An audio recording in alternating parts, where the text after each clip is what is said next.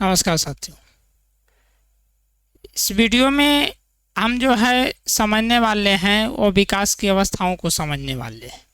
इसके पहले जो हम विकास की विशेषताओं को देख चुके हैं पिछले वीडियो के माध्यम से। बहुत सारे जो है हमारे व्यूअर्स हैं, हमारे साथी हैं, उनका जो है आ रहा था, कॉल आ रहा था, मैसेज आ रहा था कि सर आप जो है वीडियो बनाते हैं तो आपका चेहरा स्पष्ट नहीं होता, जिससे हमको देखने में काफ़ी इंटरेस्ट ही नहीं आता। तो हमने फाइनली इस पर काम किया और थोड़े समय थोड़ा वीडियो डिले हुआ, इसके लिए हम क्षमा प्रार्थी हैं। और अब जो है वीडियो कंटिन्यू पोस्ट होते जाएगा और जो है हर एक सीरीज जो है आपको कंटिन्यू मेंटेन होते जाएगा। फाइनली जो है कैमरा का सेटअप हो चुका है और जो इस वीडियो के साथ साथ जो आगे जो भी वीडियो आएंगे सभी वीडियो में आपको जो है हमारे जो है फ़ोटो देखने को मिलेगा और साथ ही जो है हम नज़र आएंगे। तो इससे आपको संतुष्टि की भावना और ऑफलाइन जैसी फीलिंग होगी, ऐसा आशा करते हैं। और आइए इस वीडियो में आगे बढ़ते हैं और विकास की अवस्थाओं को समझते हैं। विकास की जो कौन कौन सी अवस्थाएं हैं, इसके पहले वाले वीडियो में हमने विकास की विशेषताओं को देख लिया था। तो नमस्कार, मैं देवन कुमार, एग्जाम सक्सेस बाय देवन के इस यूट्यूब चैनल पर मैं आप सभी साथियों का हार्दिक स्वागत करता हूँ। और आइए इस वीडियो में आगे बढ़ते हैं और विकास की अवस्थाओं को देखते हैं। विकास की अवस्थाओं को सबसे पहले हम समझते हैं कि विकास की अवस्थाएं क्या होती हैं, किसे कहते हैं विकास की अवस्था। तो सबसे पहले हम विकास की अवस्था से आप क्या समझते हैं, इस चीज़ को समझने का प्रयास करेंगे। विकास की अवस्था क्या होती है?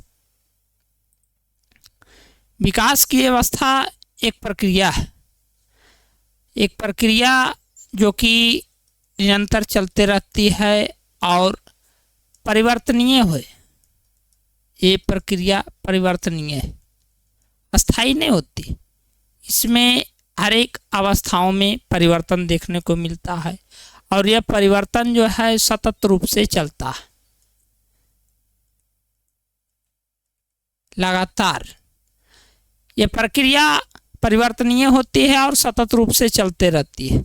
जैसे बच्चा बाल्यावस्था में रहता है, बाल्यावस्था के बाद किशोरावस्था, किशोरावस्था के बाद जो है प्रौढ़ावस्था, उसके पूर्व जो है शुरुआती अवस्था में गर्भावस्था में रहता है, उसके बाद शैशव अवस्था में रहता। इस तरीका से जो है विकास की अवस्था जो है एक क्रम में चलते रहती है। अर्थात हम विकास की अवस्थाओं को समझने के लिए हम उसकी प्रक्रिया को समझेंगे। वो परिवर्तनीय किस प्रकार से होती है, सतत किस प्रकार से होती है, इस चीज़ को समझेंगे। और विकास की जो अवस्थाएं होती है शिक्षा मनोविज्ञान के अंतर्गत, बाल विकास के अंतर्गत, वो जो बाल विकास के अंतर्गत जो विकास की अवस्थाएं हैं, वो विकास की अवस्थाओं को हम तीन रूप में समझेंगे। पहला शैशव अवस्था, शैशव अवस्था,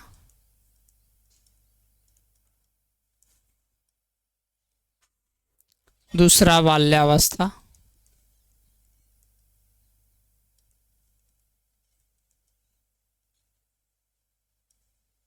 और तीसरा किशोरावस्था। मुख्य रूप से हमारे जो सिलेबस में यही तीन पढ़ने का है। इन तीनों को विस्तार पूर्वक हम बाल विकास की अवस्था के अंतर्गत देखेंगे कि बाल विकास की अवस्था के अंतर्गत इन तीनों का क्या योगदान है।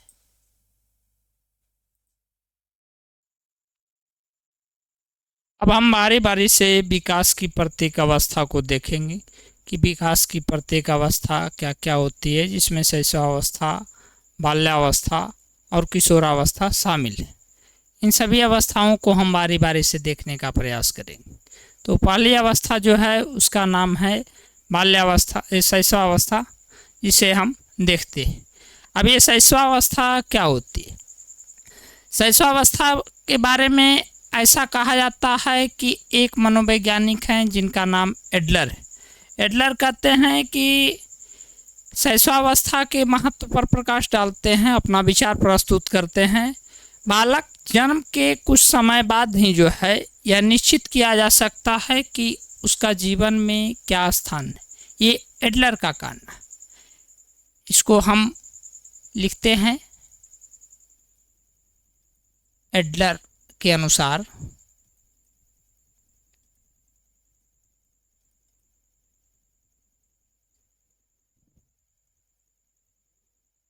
क्या कहना है एडलर महोदय का उसको।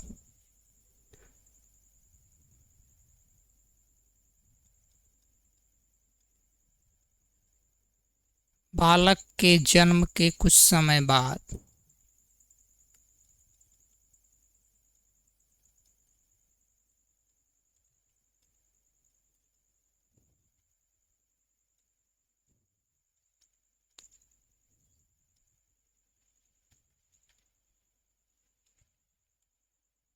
यह निश्चित किया जा सकता है कि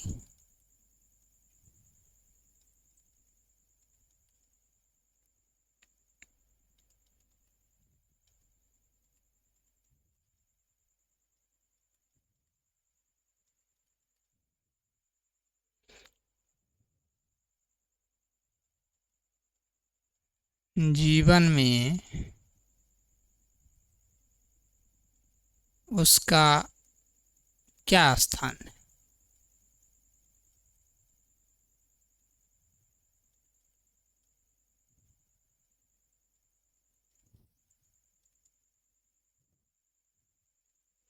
ये जो कथन है वो एडलर महोदय का कहना है। बालक जब जन्म लेता है तो जन्म के पश्चात वो शैशव अवस्था में प्रवेश करता है। शैशव अवस्था की जो सामान्यतः उम्र जो है जन्म से लेकर के 5 वर्ष का अंत और 6 वर्ष का आरंभ माना जाता है। हम इसे सामान्यतः 5 वर्ष का अंत और 6 वर्ष के आरंभ से मानते हैं।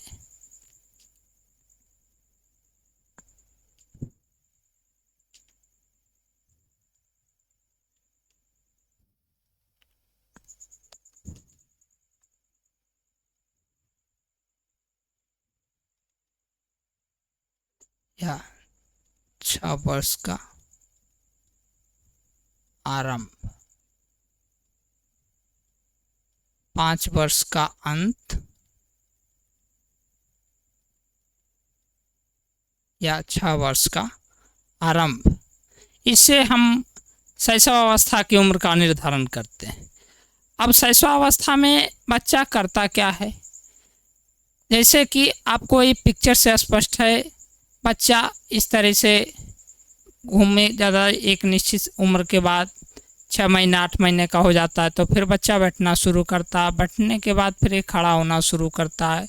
खड़े होने के बाद ये घुसकना शुरू करता है। उसके पहले जो है घुलटना शुरू करता है, घुटते के बैठता है। इस तरीक़ा से बैठने के बाद फिर खड़ा भी हो जाता है। खड़ा होने के बाद फिर यह इस तरीक़ा से उछलना फिर चलना भी शुरू कर देता है। मतलब कि बच्चा जब शैशव अवस्था में रहता है तो 8-9 महीने के बाद स्थिति ऐसी आ जाती है कि धीरे धीरे बच्चा जो है परिपक्वता की स्थिति में आता है। और परिपक्वता के साथ साथ ये पता चलता है कि वो अपने जीवन में क्या करना चाहता है। हर एक प्रकार की क्रिएटिविटी जो है बच्चे के अंदर समाहित हो जाती है और बच्चा जो है उसी प्रकार से कार्य करना शुरू कर देता है। अब इसको आगे हम विस्तार से देखते हैं शैशवावस्था को। एक मनोवैज्ञानिक हैं जिनका नाम है सिगमंड फ्रॉइड।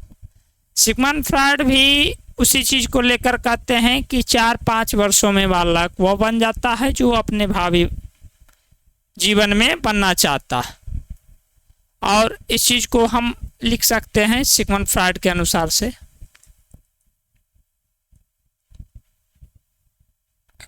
सिगमंड फ्रॉइड के अनुसार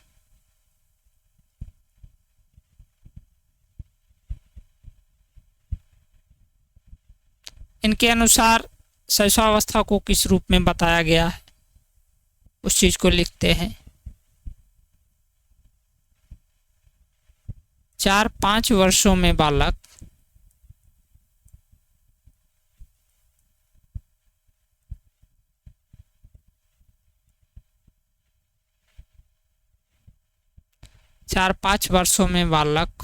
वह बन जाता है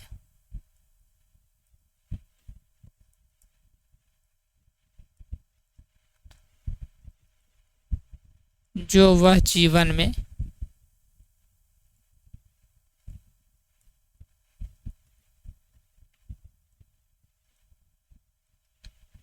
बनना चाहता है।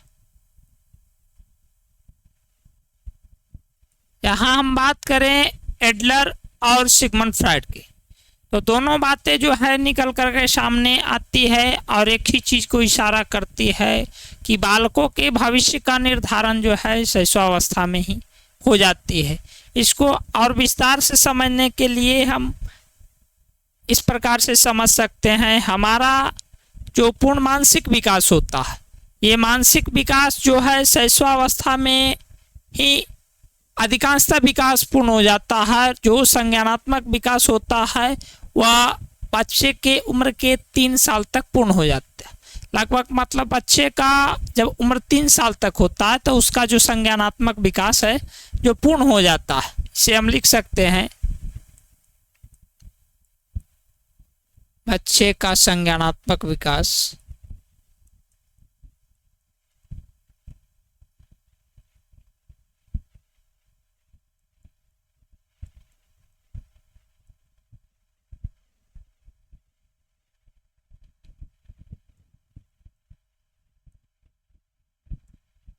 3 वर्ष तक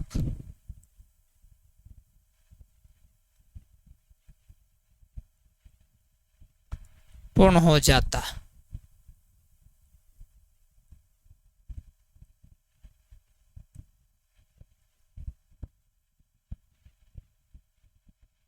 इसके अलावा जो है मानसिक विकास की स्थिति की बात करें तो ये जो मानसिक विकास की स्थिति है वह 90% हो जाती है। बच्चे का जो मानसिक विकास होता है जिसे संज्ञानात्मक विकास के नाम से जानते हैं, ये जो है 90% तक शैशवावस्था में ही पूर्ण हो जाती है। और जो है 5 से 6 वर्ष तक के जो उम्र की प्राप्ति करता है शैशवावस्था में बालक, जिसमें बालक के मस्तिष्क का विकास, यूँ कहें तो बालक का मानसिक विकास जो है 90% तक पूर्ण हो जाता है। अब इसके आगे जो है बाल्य शैशवावस्था के क्या क्या उपनाम हैं, अब उपनाम को देखते हैं।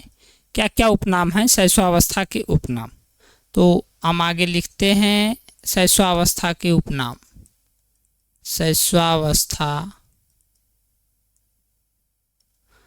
के उपनाम,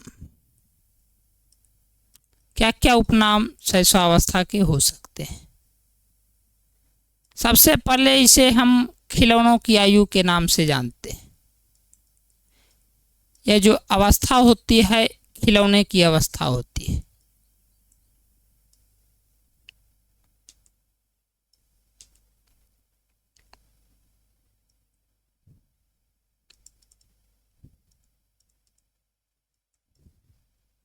खिलौनों के आयु की अवस्था।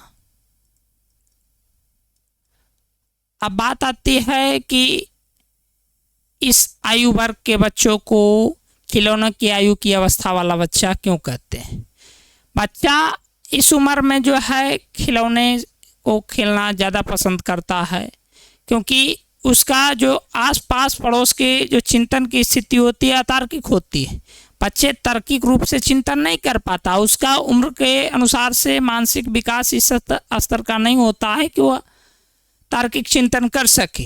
इसीलिए वो बच्चा आसपास के हर एक स्थिति से खेलता है और हर एक चीज़ उसे खिलौना समझ में आता है, हर चीज़ को तोड़ता फोड़ता है और अपने अनुसार से उसको करने का प्रयास करता है। इसीलिए इस अवस्था को जो है खिलौनों की आयु की अवस्था को नाम से जाना जाता है। दूसरे जो नाम है वो दूसरे नाम है जो है अनुकरण द्वारा सीखने की अवस्था। दूसरी अवस्था को जो हम कहते हैं उपनाम में, शैशवावस्था के उपनाम में अनुकरण द्वारा सीखने की अवस्था।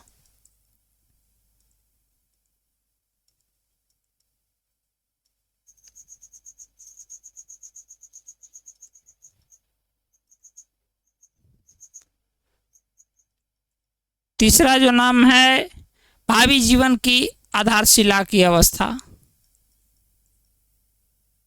भावी जीवन के आधारशिला की अवस्था।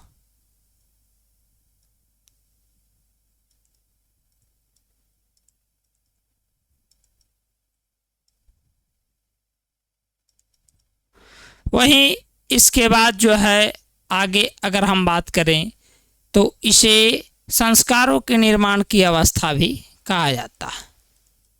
संस्कारों के निर्माण की अवस्था।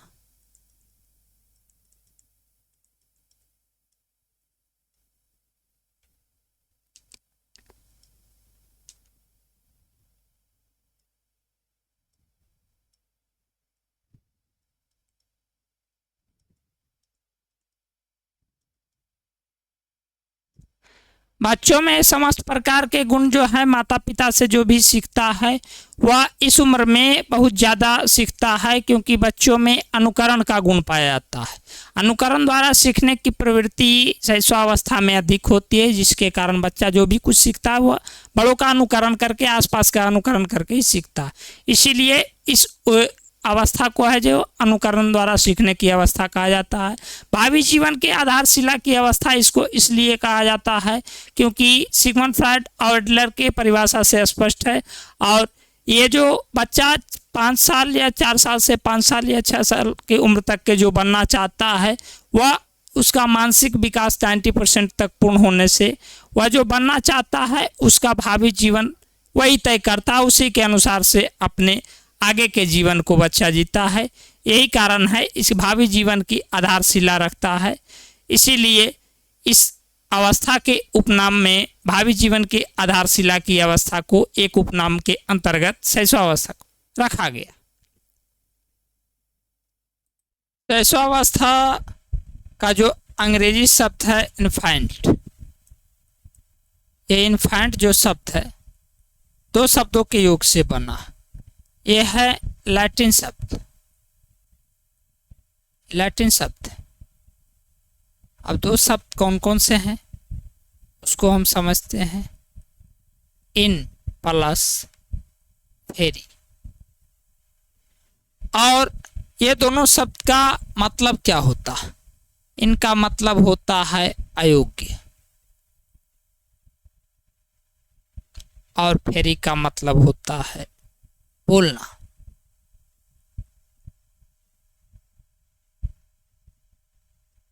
अर्थात इसे हम इस प्रकार कह सकते हैं कि बोलने की अयोग्य अवस्था का नाम ही शैशवावस्था है। इसे हम इस चीज को लिख भी सकते हैं कि बोलने की अयोग्य अवस्था, बोलने की अयोग्य अवस्था ऐसी अवस्था जिसमें बालक जो है ठीक ढंग से बोल नहीं पाता। शैशवावस्था में सामान्यतः आप लोग के घर में बच्चे होंगे या आस पड़ोस के जो बच्चे हैं, सामान्यतः लगभग के घर में बच्चे होंगे, जिनके घर में बच्चे नहीं तो आस पड़ोस के बच्चे होंगे, उनको आपने इस चीज़ को नोटिस किया होगा या देखा होगा या फिर देख सकते हैं। छोटा छोटा बच्चा होता है और ठीक ढंग से बोल भी नहीं पाता, उच्चारण भी नहीं कर पाता, तुतला करके बोलता। यही कारण है कि इसको जो है बोलने की अयोग्य अवस्था कहा गया है, जो शैशवावस्था के एक उपनाम के अंतर्गत। अब जो है शैशवावस्था की आगे हम विशेषताओं को देखेंगे कि कौन कौन सी विशेषताएं जो है शैशवावस्था में पाई जाती है। तो हम इसे लिख सकते हैं शैशवावस्था की विशेषताएं।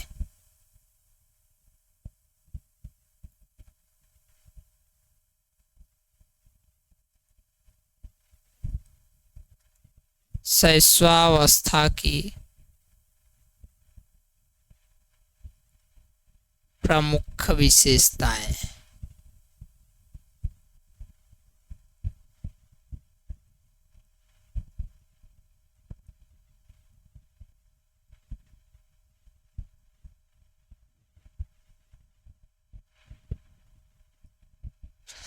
अब इसमें विशेषताओं में पहला जो बिंदु है उसका नाम है कल्पना जगत में विचरण। अब बच्चा जो है कल्पना जगत के विचरण किस प्रकार से करता है उसको समझेंगे। कल्पना जगत का विचरण।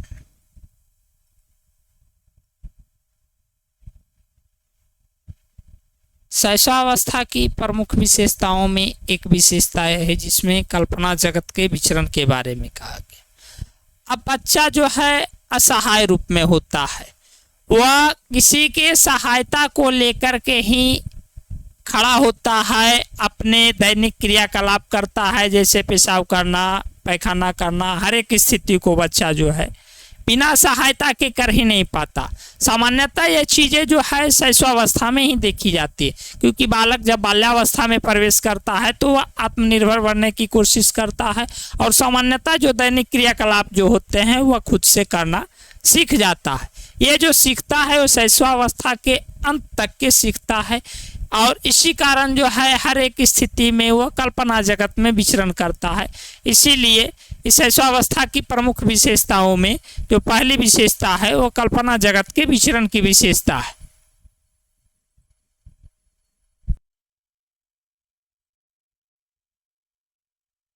कल्पना जगत की विचरण तो करता है, साथ ही बालक जो है पराश्रित रहता है। शैशवावस्था में ऐसा देखा जाता है कि बालक जो है पराश्रित रहता है, क्योंकि जो भी कार्य जो करता है वो अपने से खुद से तो नहीं करता, आत्मनिर्भर नहीं होता है, वह माता पिता पर निर्भर होता है या फिर जो है अपने घर के जो सदस्य हैं उन पर निर्भर होता है।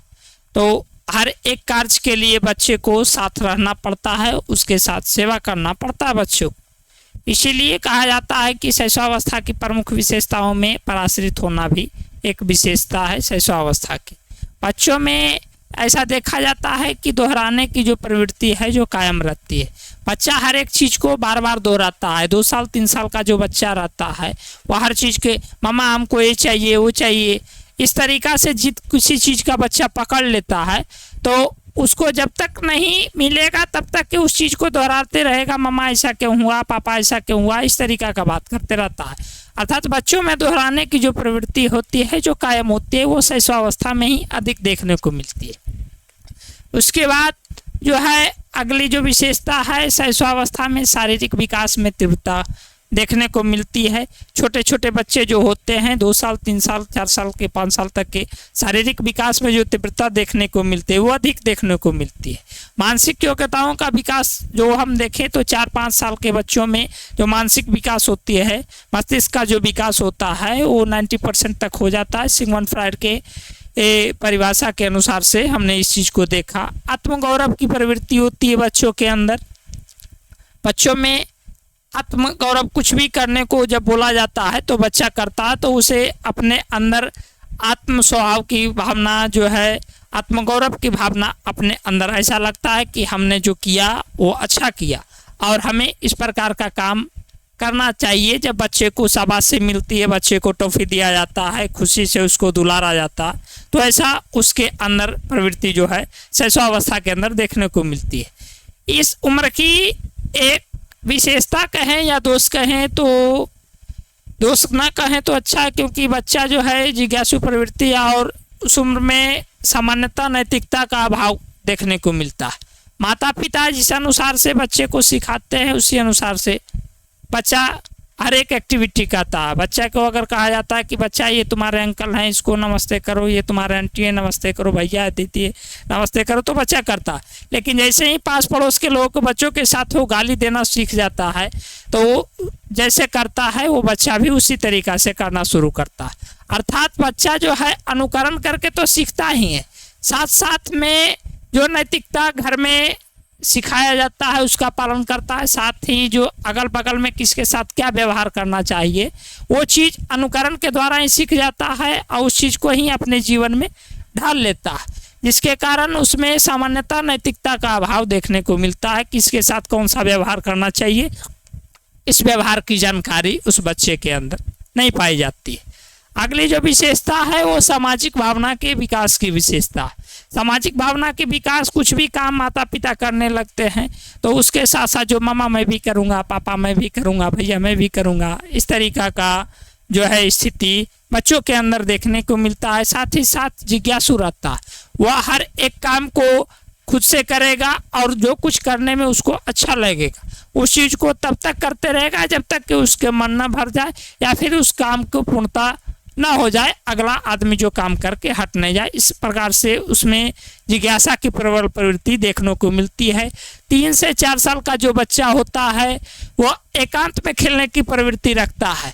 कुछ भी चीज़ अगर खिलौना उसे दिया जाता है तो खिलौना ले लेता है और खिलौना ले लेने के बाद साइड में चला जाता है एक अलग रूम में या फिर एक अलग दरवाजे के कोना में बैठ करके या फिर अपने दोस्तों से अलग हो करके खेलते रहता है। और कोई भी आदमी अगर उसे डिस्टर्ब करता है तो गुस्सा हो जाता है और तोड़फोड़ करने शुरू कर देता है। इस प्रकार से शैशवावस्था की प्रमुख विशेषताओं को हमने देखा। अब आगे की विशेषता जो है शैशवावस्था के बाद बाल्यावस्था को देखेंगे और बाल्यावस्था के प्रमुख स्थितियों को समझने का प्रयास करते। तो आइए देखते हैं बाल्यावस्था के बारे में कि बाल्यावस्था क्या है, बाल्यावस्था की प्रमुख विशेषताएं कौन कौन सी। बाल्यावस्था की हम बात करें तो बाल्यावस्था का जो उम्र सीमा होता है, उम्र की बात करें तो इसका जो उम्र है 6 साल से लेकर के 12 साल तक की, अर्थात 6 वर्ष से लेकर के 12 वर्ष तक। यूँ कहें कि शैशवावस्था का अंत, शैशवावस्था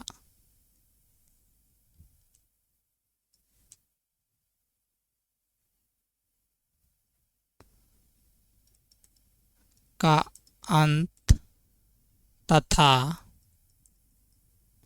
किशोरावस्था का प्रारंभ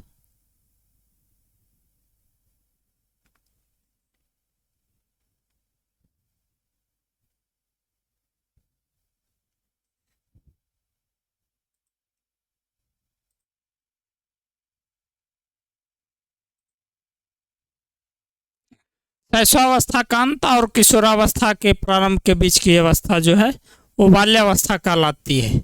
बाल्यावस्था की उम्र की बात करें तो उम्र जो है 6 से 12 साल, मतलब कि जब शैशवावस्था का अंत होता है उस समय बाल्यावस्था का प्रारंभ होता है और जब बाल्यावस्था का अंत होता है तो किशोरावस्था का प्रारंभ होता है। अर्थात इसको हम कह सकते हैं इस चीज़ को कि किशोरावस्था के प्रारंभ की अवस्था और शैशवावस्था के अंत की अवस्था, इन दोनों के बीच की जो अवस्था है उस अवस्था को जो है हम बाल्यावस्था के नाम से जानते हैं।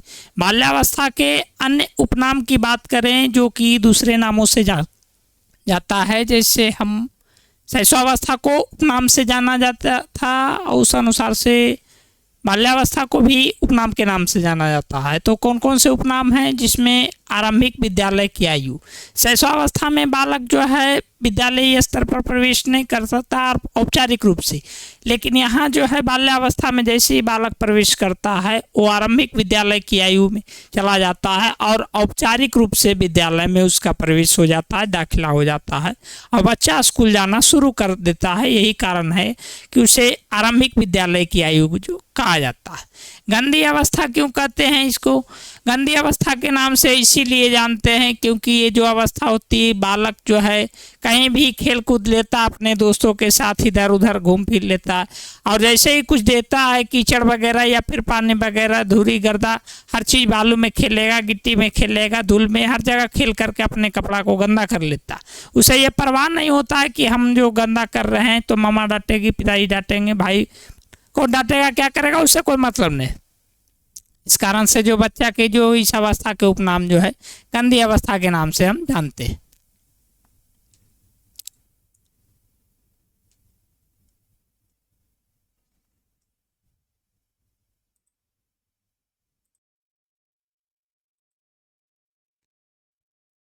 इसे अन्य उपनामों में देखें तो जीवन का अनोखा काल भी कहा जाता है। जीवन का अनोखा काल इसलिए कहा जाता है क्योंकि ये जो उम्र होती है वो एक बार जानने के बाद वापस नहीं आती है। लोगों की जो है स्थितियाँ इस प्रकार से होती है, लोग चाहते हैं कि वापस हम उस स्थिति में आ जाए, लेकिन ऐसा हो जाता है कि हम वापस जो है उस उम्र में प्रवेश नहीं कर पाते। शैशवावस्था के बाद जो बाल्यावस्था का जो काल होता है जीवन का महत्वपूर्ण काल होता है और एक अनोखा काल के रूप में जिसने हम लोग सभी जो है अपने बचपन को गुजार चुके हैं। तो इस चीज़ को लेकर के हम सभी को अनुभव है और हम सभी बखूबी अपने बचपन में जाना चाहते हैं, लेकिन वैसे किसी प्रकार की व्यवस्था नहीं है वर्तमान समय में या फिर आगे भी, जिसके कारण जो है हम लोग उस अवस्था को दोबारा प्राप्त कर सकें। वैचारिक अवस्था इसके अन्य उपनामों में जाना जाता है। बहुत बच्चा को किसी चीज़ को जब कहा जाता है वो बहुत सोच विचार करता है, क्या करना चाहिए नहीं करना चाहिए, बेटा इसी मत खेलो, क्यों नहीं खेलना चाहिए, कैसे खेलना चाहिए, हर एक तरह का सवाल करता है बच्चा, सोच विचार करता है। मूर्त चिंतन की अवस्था इसको इसलिए कहा जाता है कि बच्चा जो भी सामने देखता है, किताब देखता है, कॉपी देखता है, खिलौना देखता है और भी बहुत सारे वस्तुएं देखता है, उसके बारे में ही सवाल करता है। वो जब तक सवाल करेगा जब तक कि उसकी सवालों का जवाब नहीं मिल पाता। मूर्त संक्रियात्मक का भी सेंस वही मूर्त स्थिति में जो भी वस्तुओं को देखता है उसके अनुसार से क्रिया करता है। टोली या समूह की अवस्था जिसमें बच्चा जो है गैंग में हमेशा खेलता है।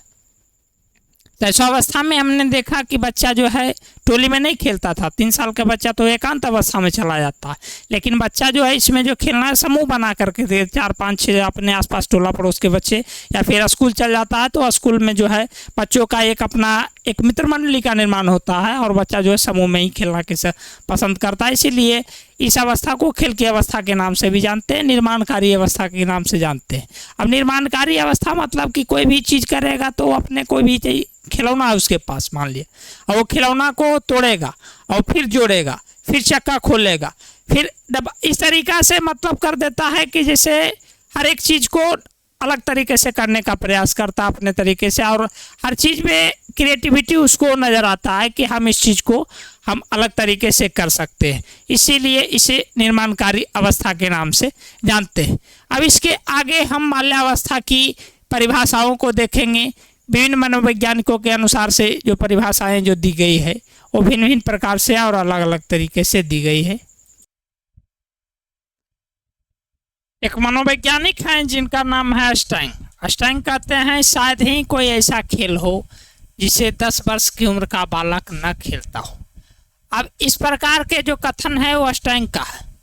अस्टाइन का मानना है कि शायद ही कोई ऐसा खेल है जो बच्चा इस उम्र में नहीं खेलता हो। अब क्या कहना चाहते हैं अस्टाइन महोदय, इसको समझते हैं। 10 साल का जो बालक है वो बाल्यावस्था की उम्र में रहता है और बाल्यावस्था का जो उम्र है वह टोली की अवस्था के नाम से जानी जाती है, खेल की अवस्था के नाम से जानी जाती है।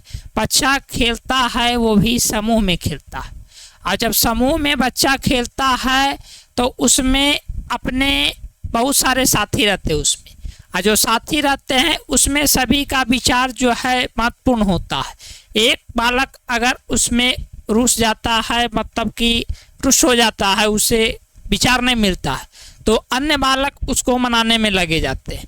इसीलिए हर एक प्रकार का खेल में उस समूह की प्रधानता होती है और आपसी विचार को मिला करके, इसीलिए इसके उपनाम में हमने देखा था वैचारिक अवस्था।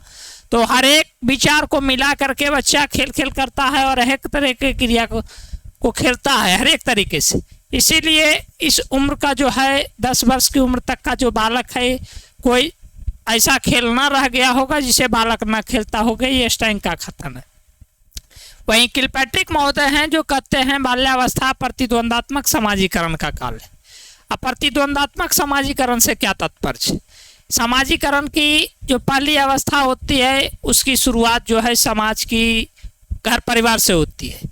बालक जो है जन्म लेता है परिवार में। परिवार में प्रथम पाठशाला के रूप में माता को माना जाता है। जो घर जो होता है, प्रथम गुरु जो होती है, जो शिक्षिका होती है वो माता ही होती है। तो प्रतिद्वंदी करने का क्या तात्पर्य है? प्रतिद्वंद का मतलब हुआ अपने आपस में कन्फ्लिक्शन, आपस में ही वैचारिक मतभेद का होना, ये प्रतिद्वंद में रहता है। बच्चा को स्कूल जाना चाहिए नहीं जाना चाहिए, मामा कुछ कहा, स्कूल के टीचर कुछ कहे, इस बीच के द्वंद में बच्चा फंसा रहता है, कुछ होमवर्क नहीं करके लाता है तो इस तरीक़ा से उसे स्कूल में डांट पड़ती है, पिटाई भी पड़ती है, घर में भी बात सुनना होता है। तो इस तरीक़ा से जो है बाल्यावस्था जो है सामाजिकरण में तो है लेकिन प्रतिद्वंदात्मक रूप में है। वह उलझन में पड़ा रहता है कि क्या करे, नहीं करना, पढ़ने जाना चाहिए नहीं जाना चाहिए। किलपैट्रिक महोदय ने इसी को प्रतिद्वंदात्मक समाजीकरण का काल कहा है। आगे देखते हैं तीसरी परिभाषा में राउस की परिभाषा है। राउस के अनुसार कहा गया है कि बाल्यावस्था मिथ्या परिपक्वता का काल कहा गया। बालक जो है आत्मनिर्भर बनने की कोशिश करता है।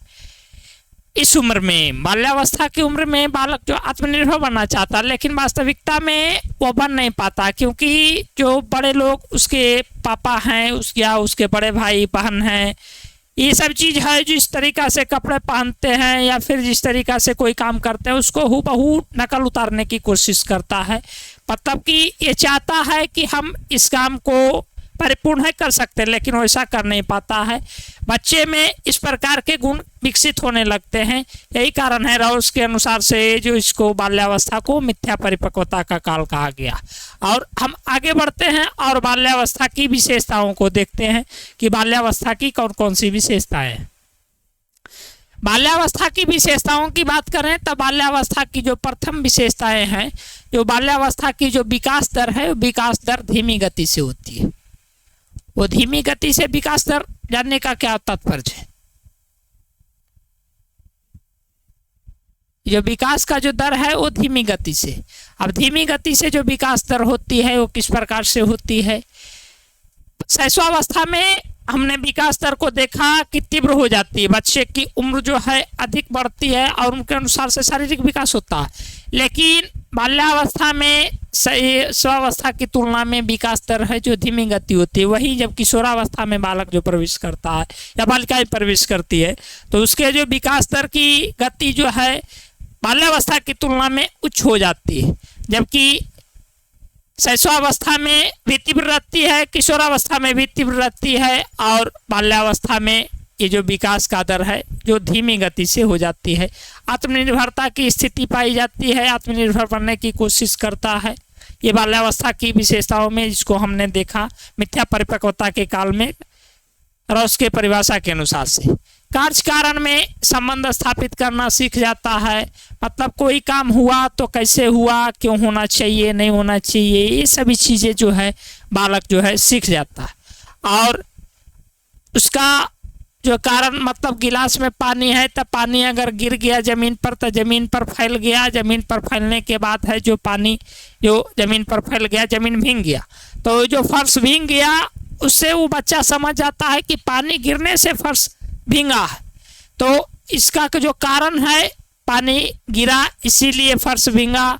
अभी जो कारण है पानी गिरना और फर्श का भीगना, इसके अंतर को बच्चा स्पष्ट रूप से समझ जाता है बाल्यावस्था में। इसी कारण जो है कार्य कारण में अंतर स्पष्ट करना सीख जाता है।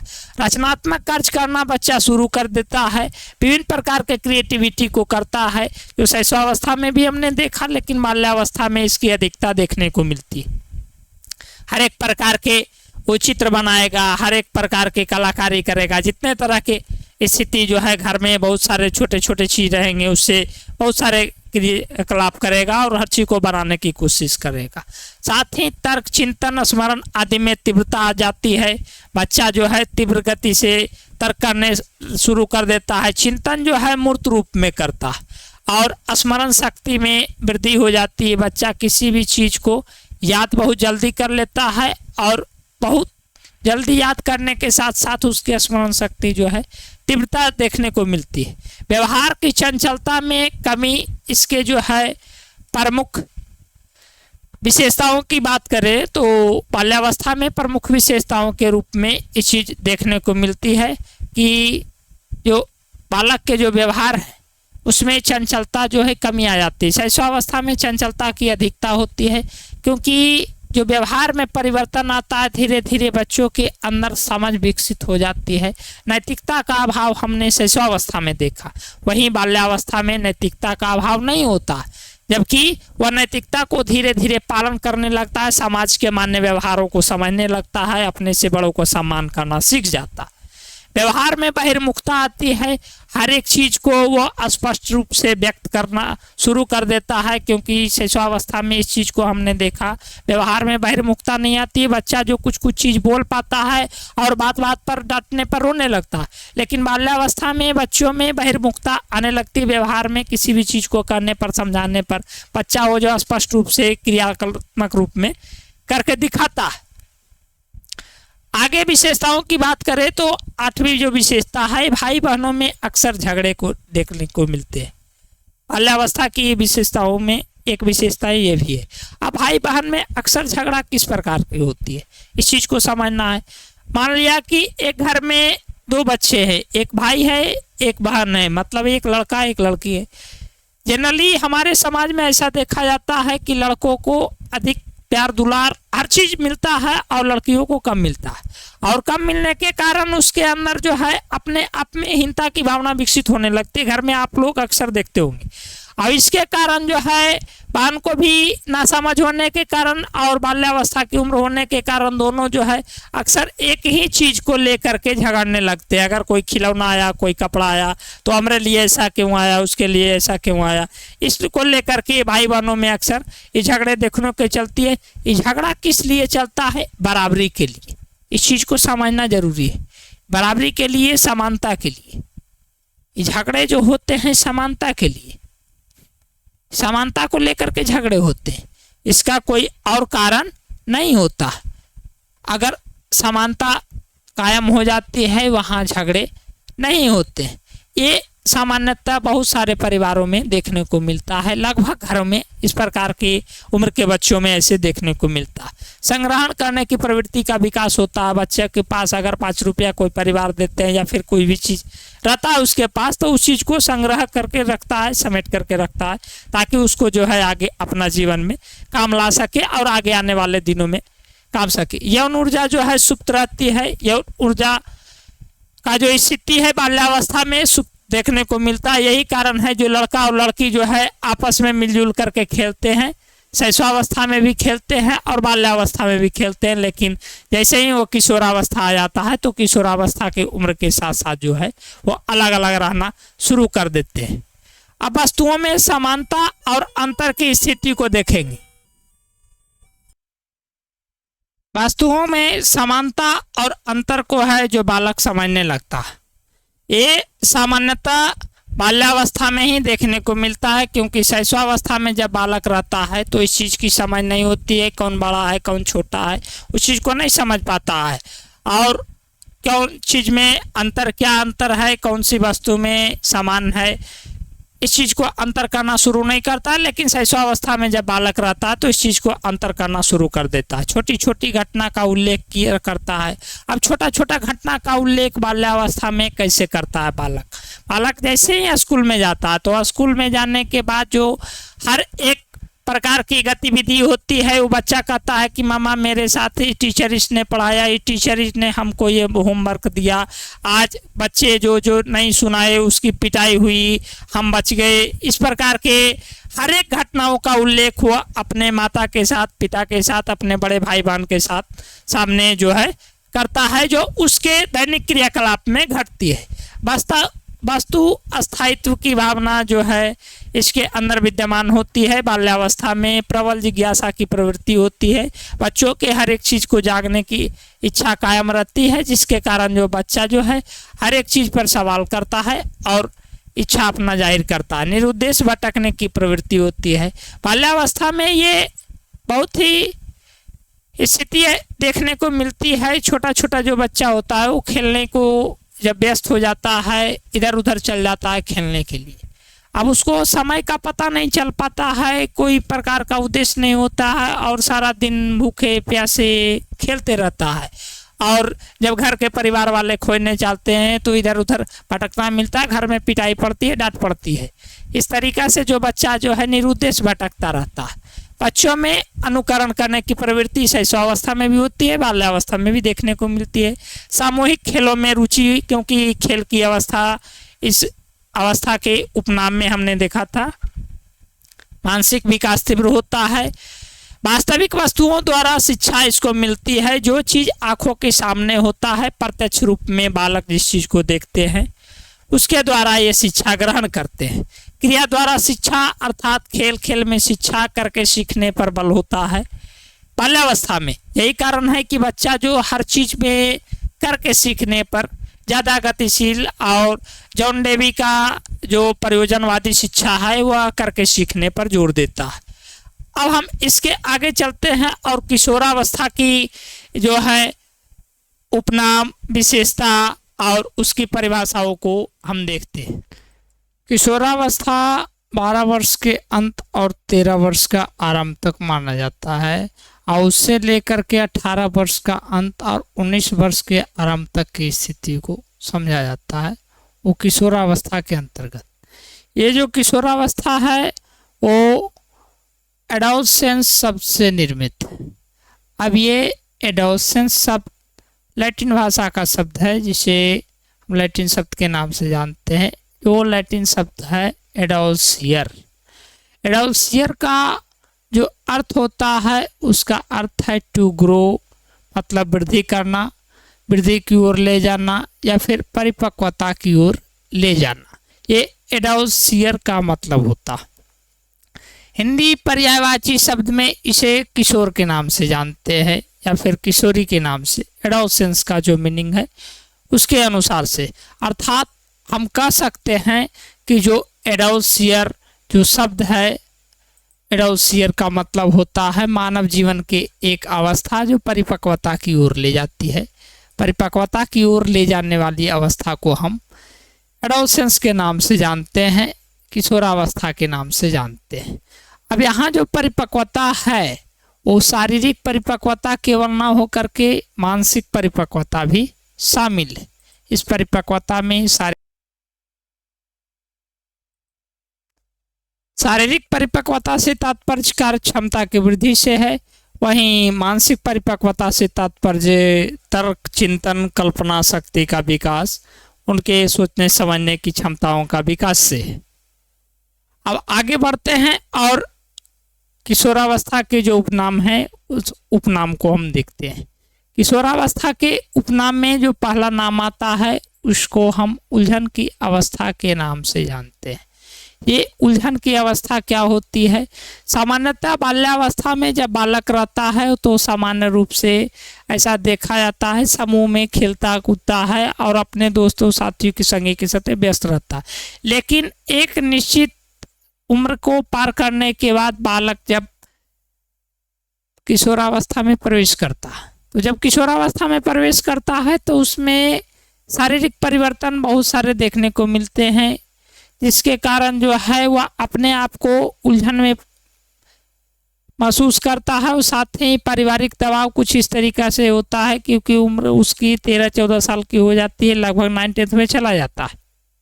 9th की उम्र के अनुसार से उसको अपने आप में कुछ इस तरीक़ा का फीलिंग होता है जिससे वह उलझन में पड़ा रहता है, क्या करे क्या न करे की स्थिति में होता है। यही कारण वह दुख को सामना करता है, इसे दुख की अवस्था कहा जाता है। संवेगात्मक परिवर्तन की अवस्था भी इसी को कहा जाता है। संवेगों में बहुत सारे परिवर्तन देखने को मिलती है। उसमें अकेलापन रहना जो है पसंद करता है, दोस्तों के साथ घूमना फिरना पसंद करता है, स्वतंत्र रहना पसंद करता है। वो बालक जो भी सोचता है वो अमूर्त रूप में सोचता है, कल्पना के रूप में सोचता है। दिवा स्वप्न की स्थिति इसी को कहा जाता है। वो खुली आंखों से सपने देखता है। वो हर जगह जो देखता है उसे हर जगह अपनापन का भाव नजर आता है, लेकिन वह चाहता है कि हर चीज़ जो है हमारे अनुसार से होने चाहिए। ये जो भी कार्य होना चाहिए हमारे मन के अनुरूप होना चाहिए। बसंत ऋतु की अवस्था भी इसके उपनाम है। जीवन का स्वर्ण काल, मतलब कि जीवन में ऐसा कार्य करना चाहता है, वह हर एक स्थिति से ऊपर उठना चाहता है। संघर्ष, दबाव और तनाव की अवस्था जो है एक स्टैनले होल मनोवैज्ञानिक हैं, उनका कथन है। द्रुत एवं तीव्र की विकास की अवस्था इसको कहा जाता है, क्योंकि विकास की जो तेजी देखी जाती है बाल्यावस्था की तुलना में अधिक देखी जाती है। शैशवावस्था में हमने देखा था विकास की स्थिति जो है तेजी होती है, वहीं बाल्यावस्था में विकास में कमी देखने को मिलती है।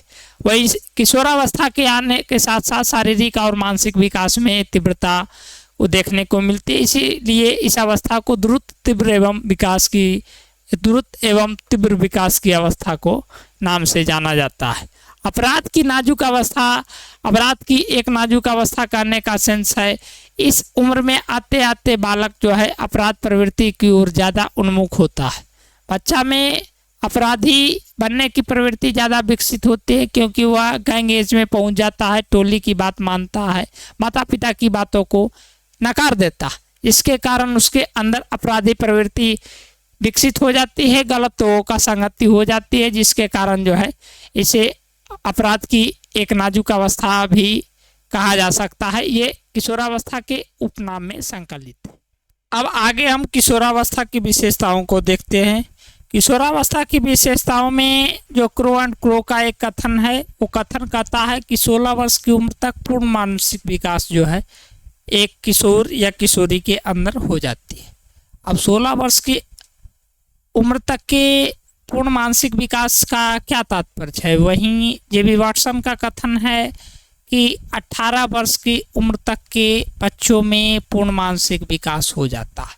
मतलब एक बालक के अंदर सोचने समझने की जो क्षमता है, तर्क करने की क्षमता और स्मरण करने की क्षमता का पूर्ण रूप से विकास जो है देखने को मिलता है 18 वर्ष की उम्र तक के जेबी वाटसन के अनुसार से, और 16 वर्ष की उम्र तक के क्रो एंड क्रो के अनुसार से। इन दोनों का अपना अपना विचार है, जो कि किशोरावस्था की विशेषताओं के अंतर्गत रखा गया।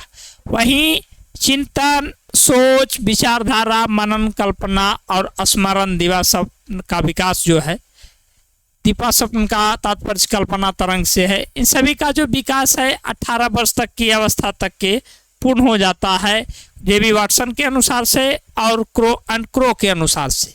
वहीं अगली विशेषता की हम बात करें तो अगली विशेषता जो है वीर पूजा की भावना का विकास जो है इस उम्र में देखने को मिलता है। वीर पूजा की भावना मतलब कि लड़का या लड़की जो होती है, किशोर या किशोरी, जो किसी को आदर्श मान लेती है, देश प्रेम की भावना उसमें विकसित हो जाती है, या फिर फिल्मी जगत में अभिनेता या अभिनेत्री को देख करके अपने आप को जो है एक आदर्श के रूप में अपने आप को विकसित करते हैं और उस आदर्श को ही मान करके स्वयं को उसके अनुसार ढाल लेते हैं। विषमलिंगी आकर्षण में ये होता है कि लड़का लड़की के प्रति आकर्षित होता है और लड़की लड़के के प्रति, अर्थात किशोर किशोरी के प्रति आकर्षित होते हैं और किशोरी किशोर के प्रति आकर्षित होती है। विषमलिंगी आकर्षण के अंतर्गत देखने को मिलता है, जो कि किशोरावस्था की एक प्रमुख विशेषताओं में एक है। अब बच्चों के अंदर किशोर या किशोरी में चिंताओं में वृद्धि देखने को मिलती है। ये चिंताओं में जो वृद्धि होती है भविष्य को लेकर के होती है। अपने भविष्य और दुश्चिंता को लेकर के काफ़ी चिंतित होते हैं कि हाँ, हमारे अंदर किस प्रकार के हमारा भविष्य का विकास होगा, इसको लेकर के उनके अंदर चिंताओं में वृद्धि होती है। समूह की प्रवृत्ति होती है। बालक जो है सामूहिक रूप में कार्य करना चाहता है। समूह में अगर फूट पैदा होता है तो उसमें दुश्चिंता का कारण बनता है। आवाज़ का विकास जो होता है, लड़कों की आवाज़ जो है थोड़ा मोटा हो जाता है, कर्कश हो जाता है, वहीं लड़कियों की आवाज़ जो है मधुर हो जाती है। आवाज़ का विकास जो है किशोरावस्था में देखने को मिलती है। ईश्वरीय सत्ता स्वीकार करने की अवस्था इसी को कहा जाता है, क्योंकि वीर पूजा की भावना का विकास इसी उम्र में हो जाता है। स्वाभिमान की भावना का विकास भी इसमें होता है, अर्थात जब लड़के या लड़की जिसे किशोर या किशोरी के नाम से जानते हैं, उन्हें अगर कहीं अपमान किया जाता है या फिर किसी प्रकार की अभद्रता का सामना करना पड़ता है तो उनके स्वाभिमान को ठेस पहुंचती है, जिसके कारण उनका ईगो हर्ट हो जाता है, वह अपने आप को अपमानित महसूस करते हैं। इस प्रकार से स्वाभिमान का भावना का विकास जो है किशोर या किशोरी में देखने को मिलता है। अपराध की ओर ले जाने वाली एक नाजुक अवस्था जो है ये वैलेंटाइन का कथन है। इनका कहना था कि अपराध की ओर ले जाने वाली ये किशोरावस्था होती है। अधिकांशतः ऐसा देखा जाता है कि विभिन्न प्रकार की संगतियों जो है बच्चे किशोर या किशोरी इस उम्र में आकर के ले लेते हैं, जैसे नशा करना, धूम्रपान करना और गलत संगति पढ़ करके और विभिन्न प्रकार के कृत कार्यों को करना, जैसे चोरी करना और छिनताई करना, हर एक तरह के असामाजिक कार्यों में लिप्त रहते हैं। यही कारण है कि ये जो अवस्था होती है अपराध की ओर ले जाने वाली अवस्था, वैलेंटाइन महोदय के अनुसार से किशोरावस्था को कहा गया। रुचियों में परिवर्तन जो है, प्रारंभ में रुचि जो है अस्थायी रहती है और ये रुचि धीरे धीरे परिवर्तित होने लगती है अपने बाह्य वातावरण को देख करके, अपने समाज स्थिति को देखकर। समाज में, घर परिवार में जिस प्रकार की स्थिति को देखता है उसके कारण वो बनने की कोशिश करता है, क्योंकि इसके अंदर जो है वो दिखावा की प्रवृत्ति जो है विकसित हो जाती है।